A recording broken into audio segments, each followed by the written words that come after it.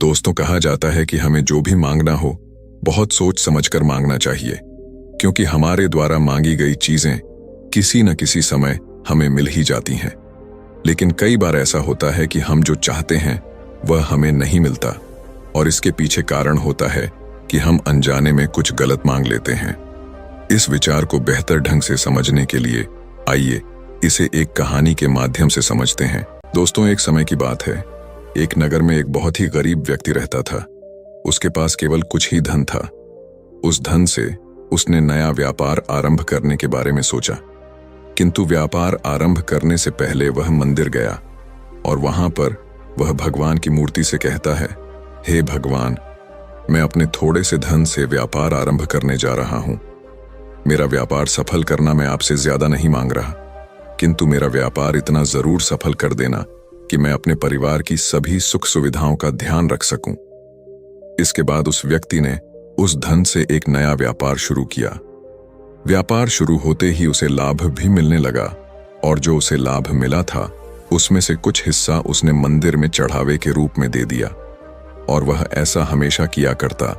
देखते देखते उसका व्यापार भी अब तेजी से बढ़ने लगा था, और वह उस नगर का सबसे बड़ा व्यापारी बन चुका था।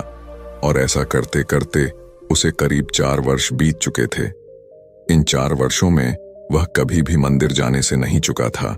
वह हर रोज मंदिर जाता और भगवान की मूर्ति के सामने हाथ जोड़कर उनसे हर रोज कुछ न कुछ मांगा ही करता। सब कुछ अच्छा चल रहा था, लेकिन एक दिन अचानक उसे व्यापार में एक बहुत बड़ा घाटा हुआ। लेकिन उस युवक ने उस घाटे को नजरअंदाज कर दिया। उसे लगा कि हो सकता है कि कुछ गलतियां हुई होंगी, लेकिन वह सही हो जाएंगी। लेकिन देखते ही देखते धीरे धीरे व्यापार में और भी घाटे होने शुरू हो गए, और अब उसे समझ नहीं आ रहा था कि आखिर उसके साथ क्या हो रहा है। वह सब कुछ ठीक करने में लग गया। वह दिन रात यह समझने में लग गया कि आखिर उसके साथ ऐसा क्यों हो रहा है, उसके व्यापार में इतने घाटे क्यों हो रहे हैं।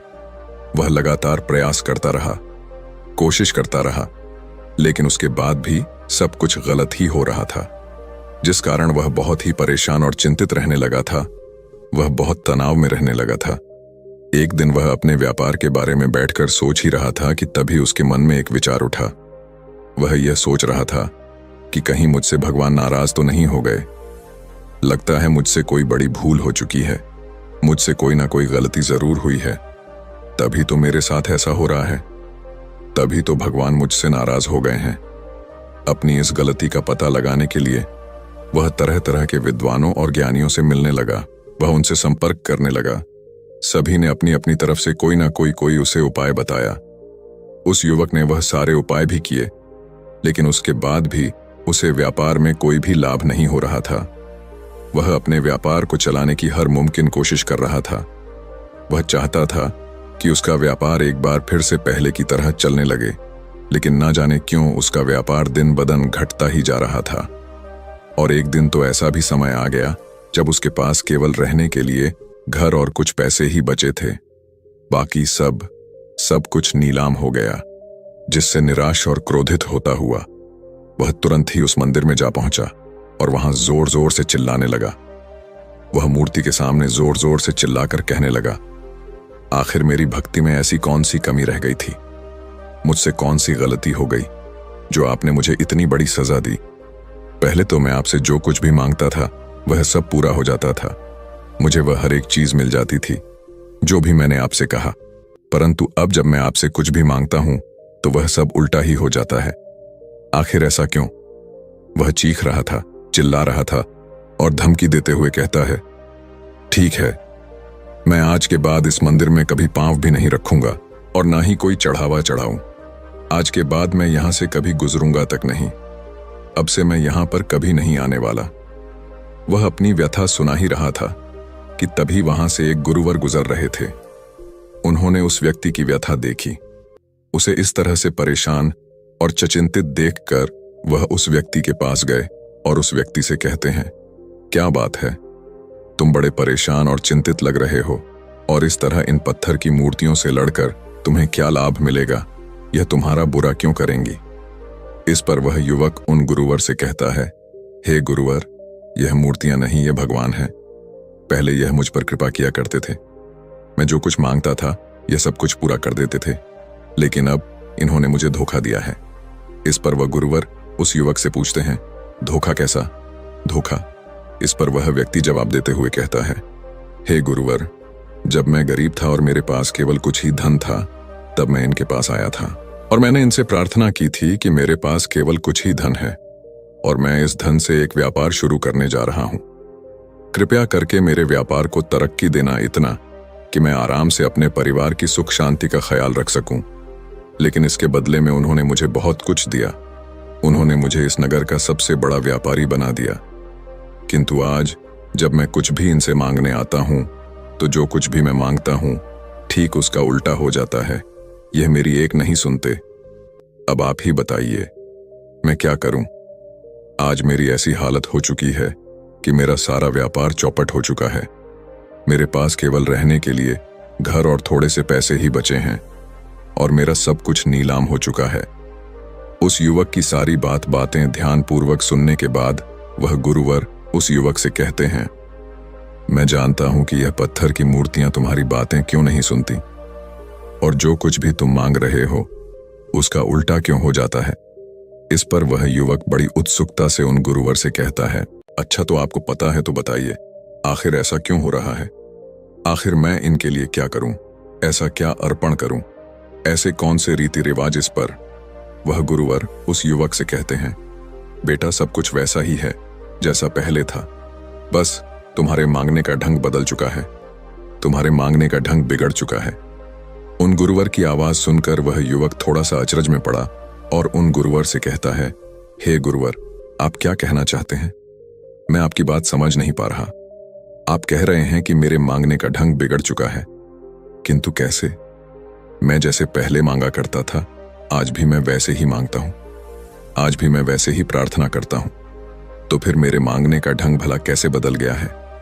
उस व्यक्ति की आवाज सुनकर वह गुरुवर उस व्यक्ति से कहते हैं, बेटा, तुम मेरे साथ चलो, मैं तुम्हें कुछ दिखाना चाहता हूं, कुछ समझाना चाहता हूं। इतना कहकर वह गुरुवर उस युवक को एक नीम के पेड़ के पास ले गए और उसके सामने खड़ा करके वह उस युवक से कहते हैं, बेटा, अगर मैं इस नीम के पेड़ की जमीन के ऊपर के तने को काटकर उस तने पर यदि मैं आम का पेड़ लगा दूं, तो क्या वह आम का पेड़ हमें मीठा फल देगा? इस पर वह युवक जवाब देते हुए कहता है, हे गुरुवर, आप यह कैसी बातें कर रहे हैं? जब उस आम के पेड़ की जड़ें ही नहीं होंगी तो वह भला हमें मीठे फल कैसे देगा? बल्कि वह तो सूख जाएगा, क्योंकि जड़ों को मिट्टी और पानी की आवश्यकता होती है, तभी तो वह मजबूत हो पाते हैं। और जब नीचे नीम का पेड़ होगा और जड़ें भी उसकी होंगी, तो भला आम का पेड़ ऊपर कैसे टिक सकता है? उस व्यक्ति की आवाज सुनकर वह गुरुवर उस युवक से कहते हैं, ठीक है, किंतु अगर मैं नीम के पेड़ का तना काट दूं तो नीचे से क्या निकलेगा? इस पर वह युवक जवाब देते हुए कहता है, हे गुरुवर, यदि आप नीम के पेड़ के तने को काट देंगे तो नीचे केवल जड़ ही बची है और जमीन से वही निकलेगी, और जब पेड़ नीम का है तो नीम की जड़ें ही निकलेंगी। इस पर वह गुरु मुस्कुराते हुए उस युवक से कहते हैं, बेटा, तुम हो तो काफी समझदार, लेकिन अब भी तुम समझदारी से देख नहीं रहे हो। इस पर वह युवक एक बार फिर उन गुरुवर से कहता है, हे गुरुवर, आपकी बातें मुझे समझ नहीं आ रही, कृपया करके साफ और स्पष्ट तौर पर बताएं, आखिर आप कहना क्या चाहते हैं?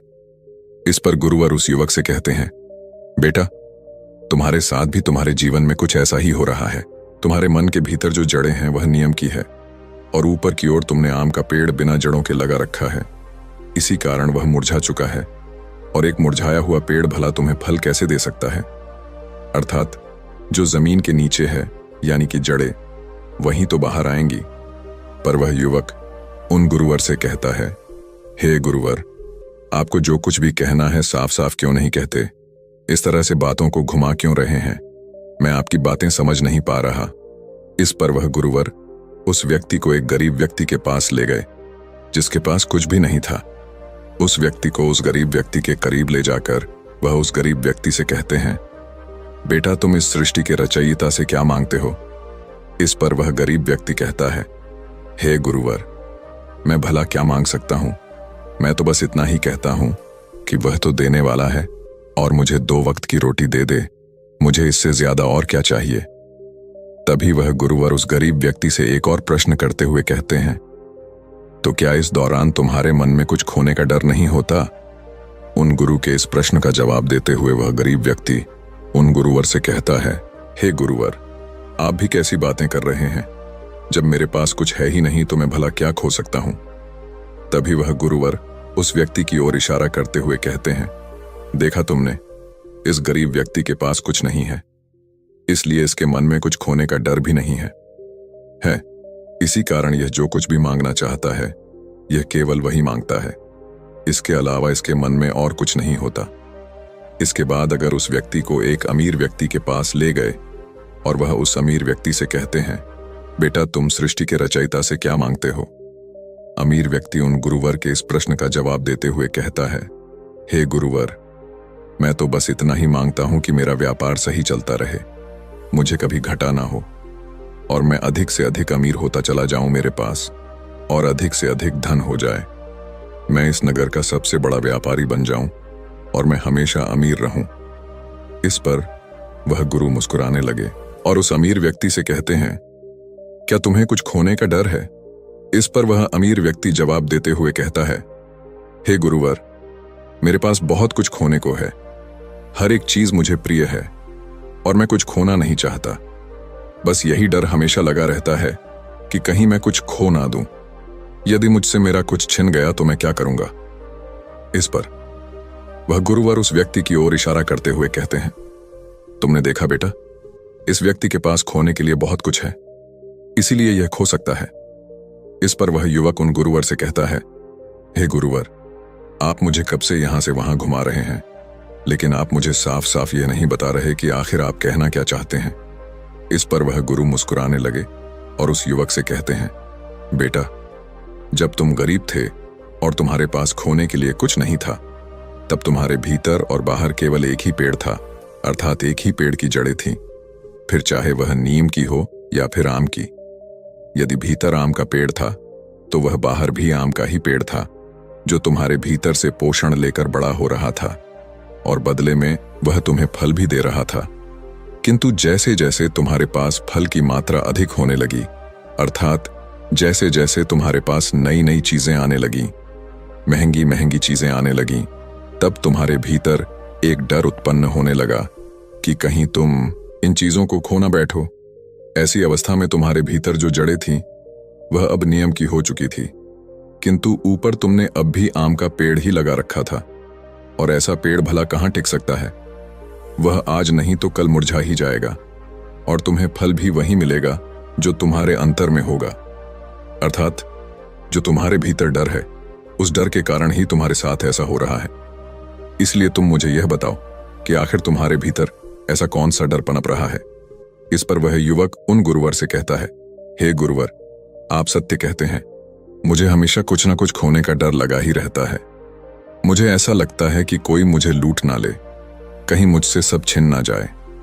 जब भी मैं प्रार्थना करता हूं तब भी मेरे भीतर यह डर लगा ही रहता है। मेरी जबान पर तो हमेशा अच्छे ही शब्द होते हैं कि मेरे साथ अच्छा हो जाए, मेरा सब कुछ अच्छे से चलता रहे, मेरा व्यापार उन्नति करता रहे, लेकिन कहीं ना कहीं भीतर एक अजीब सा डर लगा रहता है कि कहीं मेरा व्यापार यदि चौपट हो गया तो मैं क्या करूंगा, यदि मेरा सब कुछ लुट गया तो मैं क्या करूंगा। इतना कहकर वह उन गुरु के चरणों में जा गिरा और हाथ जोड़कर उन गुरुवर से कहता है, हे गुरुवर, पहले जब मैं गरीब था तो जो मुझे चाहिए था मैं वही मांगता था। मेरे भीतर और मेरी जुबान पर दोनों एक ही शब्द होते थे, किंतु अब मेरे भीतर डर ही डर होता है। मेरी जुबान पर कुछ और मन में कुछ और ही होता है। और शायद यही वजह है कि आज मेरे साथ जो कुछ भी हो रहा है, उन सब की वजह मैं ही मेरे भीतर फैली वह नियम की जड़ें हैं, जिस कारण आज मेरा सब कुछ लूट चुका है। और शायद इसी कारण ईश्वर भी केवल हमारे मन पर ही नजर रखते हैं। वह हमारे भीतर उन जड़ों को पहचान लेते हैं, किंतु हमारे ऊपर अर्थात हमारे जीवन पर क्या चल रहा है वह उसे नहीं जान पाते। किंतु हम ऊपर से तो हमेशा झूठ ही कहते रहते हैं और सत्य तो हमारे भीतर मन में होता है, अर्थात हमारी जड़ों में होता है। आपने जो कुछ भी कहा वह बिल्कुल सत्य है, मुझे क्षमा करें। गुरुवर, मैंने आपसे इस तरह से बातें की, किंतु हे गुरुवर, अब मैं क्या करूं? अब मुझे क्या करना चाहिए? इस पर वह गुरुवर उस युवक से कहते हैं, बेटा, कभी कभी हम सोचते हैं कि हमारे जीवन में इतना बुरा क्यों हो रहा है, जब हमने कुछ बुरा किया ही नहीं और हम अपना अच्छा ही चाहते हैं, तो हमारे साथ ऐसा क्यों घट रहा है? इन सब का केवल एक ही कारण है, वह है हमारा अंतर्मन। अंतर्मन में क्या चल रहा है, सबसे महत्वपूर्ण यही है। इसी के कारण हमारे जीवन में सुख और दुख आता है। हमारा अंतर्मन गहरे से गहरे दुख को भी सुख बनाकर हमारे सामने प्रकट कर सकता है। पर अंतर में क्या चल रहा है, केवल यही मायने रखता है। और इसी अंतर के कारण हम जो भी चीजें मांगते हैं वह हमारी तरफ आकर्षित होने लगती हैं।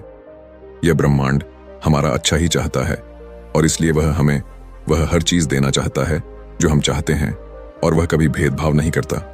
वह तो चाहता है कि आप उन्नति करो, आप सही राह पर चलो, और इसी कारण यह ब्रह्मांड आपके अंतर्मन से जुड़ा हुआ है। और तुम्हारे अंतर्मन में जो भी आवाजें हैं वह उस ब्रह्मांड तक अवश्य ही पहुंच जाती हैं। भले ही उन आवाजों को तुम सुन ना सको, किंतु वह आवाजें यह ब्रह्मांड जरूर सुन रहा है। फिर चाहे वह आवाजें नकारात्मक हो या सकारात्मक, आपके भीतर जैसी भी आवाजें होंगी वह ब्रह्मांड उसे सुन रहा है, और जैसा आप चाहते हैं आपको वैसा दिया जा रहा है। इसलिए अपने अंतर्मन पर काम करो, उसे सुनना सीखो, उसके भीतर चल रहे उन नकारात्मक विचारों को निकालकर वहां सकारात्मक विचार भरो। तुम्हारे भीतर कौन कौन से डर पनप रहे हैं यह तुम नहीं जानते, किंतु उसी डर के कारण हम अंतर्मन से कुछ और ही मांग रहे होते हैं और हमारी जुबान पर कुछ और ही होता है, और जो भी आपके अंतर्मन में होता है वह आपको मिल ही जाता है। इसीलिए कहा जाता है कि हमें बहुत सोच समझकर इच्छाएं प्रकट करनी चाहिए, हमें बहुत सोच समझकर मांगना चाहिए, क्योंकि मांगी हुई चीज अवश्य ही पूरी होती है। और उम्मीद है कि आपको यह भी समझ में आ चुका होगा कि आप जो मांगते हैं वह आपको क्यों नहीं मिलता, इसके पीछे का क्या कारण है, यह भी आप जान चुके होंगे। इतना कहकर वह गुरुवर शांत हो गए, और उस युवक को भी अपनी गलती का एहसास हो चुका था। उसे यह एहसास हो चुका था कि उसके अंतर्मन में जो डर था आखिर वही हुआ है जो अपने अंतर्मन के डर के कारण उसने मांगा, उसे वही मिला है। वह उन गुरुवर को प्रणाम करके वापस घर लौट गया, और अब से वह अपने अंतर्मन पर ध्यान देने लगा। अपने अंतर्मन की गहराइयों पर उन विचारों को वह जागरूकता पूर्ण देखने लगा। इसीलिए दोस्तों, मैं भी बस आपसे इतना ही कहना चाहूंगा कि आप जो कुछ भी मांग रहे हैं बहुत सोच समझकर मांगेगा, क्योंकि आपके भीतर जो डर है वह डर आपके सामने अवश्य प्रकट होगा। इसलिए अगर आप चाहते हैं कि वह डर आपके सामने ना आए, तो पहले अपने अंतर्मन पर काम कीजिए, उस डर को हमेशा हमेशा के लिए समाप्त कीजिए, उस नकारात्मक विचारों को सकारात्मक विचारों से बदल दीजिए, और उसके बाद आप जैसा मांगेंगे वैसा ही होगा, जो चाहेंगे वही होगा। दोस्तों, उम्मीद है इस वीडियो से आपको काफी कुछ सीखने को मिला होगा, और अगर कुछ सीखने को मिला हो तो हमारे इस वीडियो को लाइक, शेयर और इंस्पायर IQ चैनल को सब्सक्राइब जरूर कर लीजिएगा, और साथ ही कमेंट में नमो बुद्धाय जरूर लिखिए। धन्यवाद।